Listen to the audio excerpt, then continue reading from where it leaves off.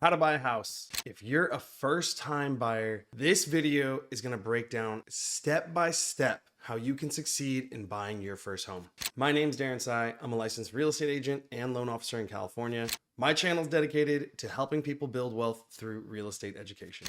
Before I share how to buy a house, I need to say, make sure buying a house aligns with you and your family's long-term financial goals. So we're going to start this video with a quick summary of the 4 stages in the home buying journey. Then I'm going to dive into each stage in a little more detail. Okay, so now let's start with stage 1, strategy. In the strategy stage, the first thing that you're going to do is make the decision that you want to be a homeowner and commit to that decision. The main objective of stage 1 strategy is to get ready for stage 2, search. In stage 2, search, the main objective is to find your home. You're going to actually start to look at homes and really narrow down what you need in a home. And you're also going to start making offers on homes, which leads us right into stage 3, the contract stage. This is where you're going to negotiate and finalize the purchase of your new home. So here's some things that you'll be doing in stage 3.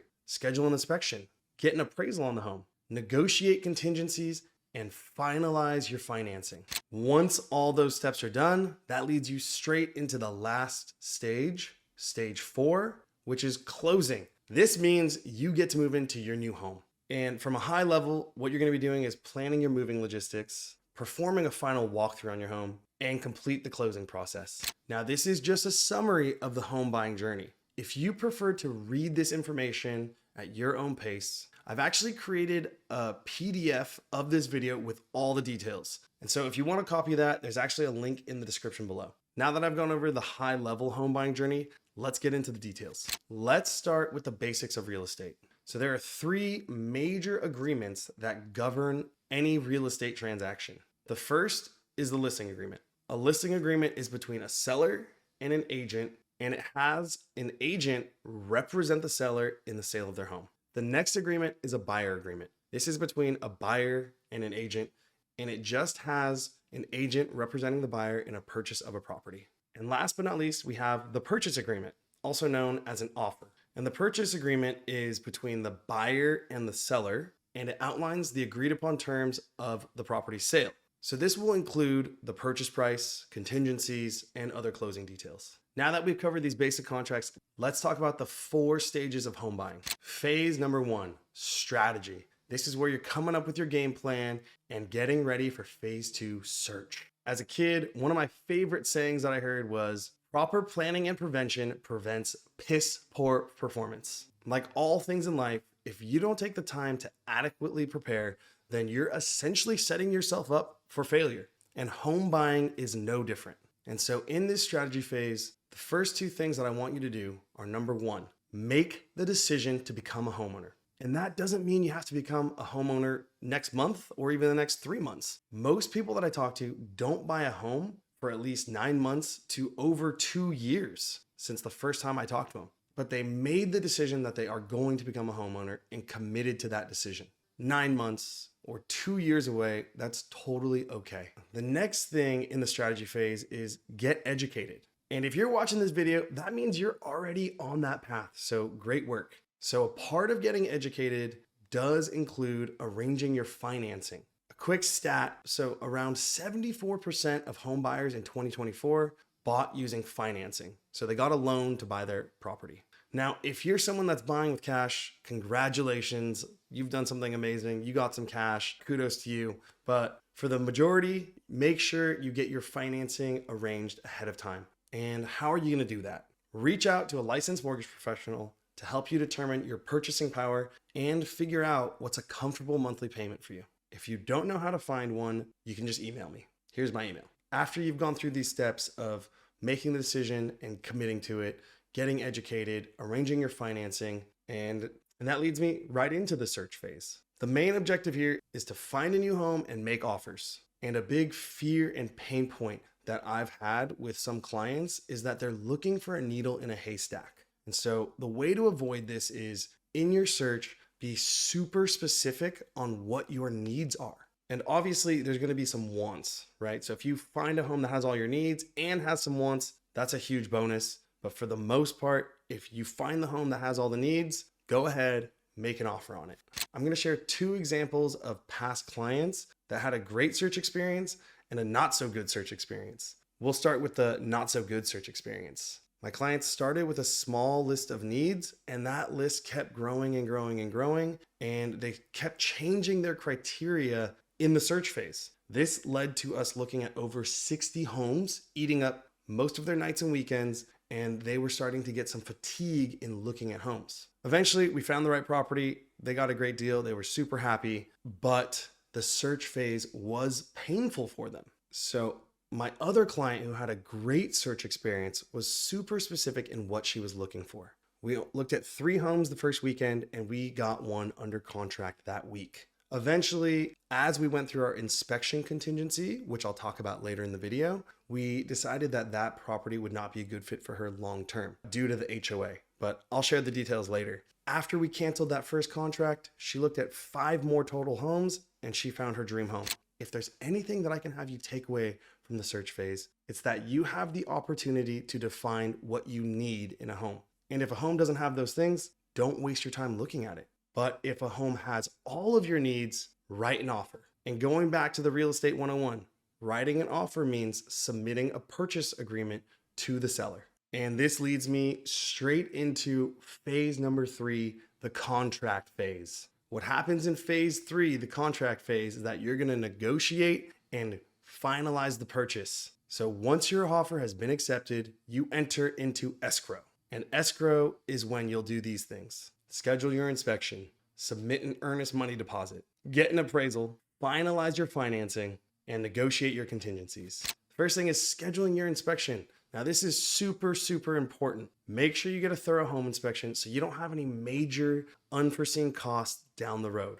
And on top of that, a home inspection might give you some negotiating power. The second thing you're going to do is submit an earnest money deposit. That's typically 1 to 3% of the purchase price. An earnest money deposit is money that you as the home buyer pays up front to show that you are serious about buying this home. And don't worry, this earnest money deposit is applied to your down payment at the close of escrow. Or it gets refunded if the deal falls through for a valid reason and you're within your contingency periods. Third thing you're doing in this phase: ordering an appraisal. Now, if you're buying cash, this doesn't apply to you. Congratulations. But for the majority of us, we're getting loans to buy these properties. Your lender will likely require an appraisal to make sure you're paying a fair value for this property. They also want to make sure the house is worth enough to cover the loan if you can't pay it back. But we both know that that's not going to be an issue for you. Overall, the appraisal is going to protect you from overpaying and the lender from potentially losing money. And a part of getting appraisal is actually finalizing your financing. So your lending team is going to finalize your loan after your offer has been accepted. They're going to be asking for a couple more things related to the property, like home insurance, HOA documents if necessary, title, and they're going to be verifying your employment as well. Another part of phase 3 is negotiating your contingencies. And you might be wondering, what are these contingencies? What does this mean? So these contingencies allow buyers to have 3 outs of the contract. And what that means is you as the buyer can cancel the contract and still receive your earnest money deposit back if you have a valid reason. And so let's talk about these 3 contingencies. The first is inspection contingency. Let's take, for example, something comes back on your home inspection report, like the roof is completely shoddy. You need a new roof. It's going to cost $20,000. And you and the seller can't come to an agreement on if they're going to fix it, if they're going to give you money for it. And this is a deal breaker for you. You don't want to buy the house anymore. Cool. You go ahead and you can cancel the contract because that roof, as long as you still have your inspection contingency in place. Another one, this is the story from earlier. My client, she got into a condo and we got the HOA documents back. And the HOA was not managed very well. They had a lot of big ticket items that were coming up. They had recently raised their monthly HOA fees. And because of this mismanagement and long-term fees, HOA fees just piling up, we thought long-term, this does not make a lot of sense. Every year she's going to keep getting increased HOA fees. The sellers actually offered to pay for 2 years of HOA fees, but we still decided no thank you. And she got her deposit back because this was within our inspection contingency period. The next contingency is the loan contingency. And this just says if for a valid reason you cannot finalize your loan, you can cancel the contract and still get your deposit back. An example of this would be someone losing their job in escrow. Now, obviously, that's a really sad scenario, but that has happened. And at the very least, that person's getting their earnest money deposit back and they can cancel the contract, no problem.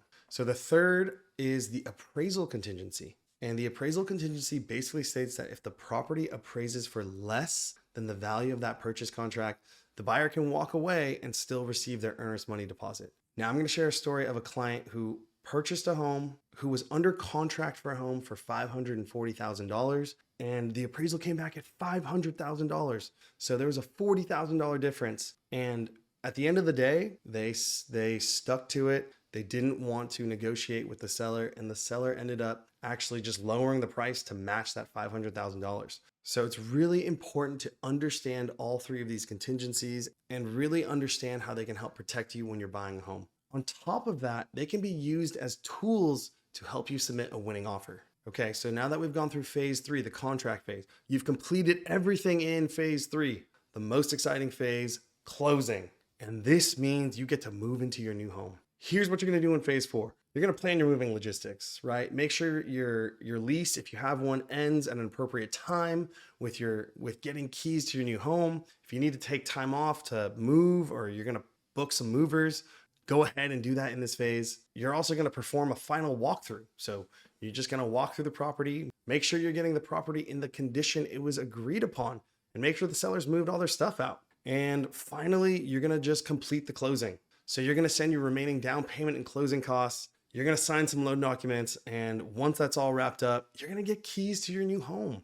And that concludes the home buying journey in 4 stages. So now that we've gone through it, do me a huge favor. And if you've learned something, drop a comment and share what you learned. And if you wanna keep learning, I write a weekly email dropping some gems about home buying. And you can just sign up for that in the link in my description. And so now that you've signed up for those weekly emails, I'm gonna just share a quick recap of the 4 stages in home buying.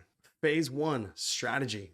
The main goal here is to make the decision and commit, get educated, and get ready for your search. Stage 2 is search. Find your home and write offers. Narrow down what you're looking for in a home, tour some homes, verify that's what you need, and start writing offers on those homes with everything that you need. Stage 3 is the contract stage, right? You're gonna negotiate and finalize your purchase. Schedule a home inspection, get an appraisal, negotiate contingencies, finalize your financing. And once all that stuff's done, that gets you into stage 4, the most exciting one, closing. You get to move into your home, right? Start planning those moving logistics, perform your final walkthrough, and complete the closing. If you want to dive deeper and get an unfair advantage when buying a home, in this other video that I made, I share some data and some different strategies that will help you get a deal when you buy your house. So go ahead, here's the link to it. As always, thanks for watching my videos, and I truly hope these videos are helping you in your home buying journey.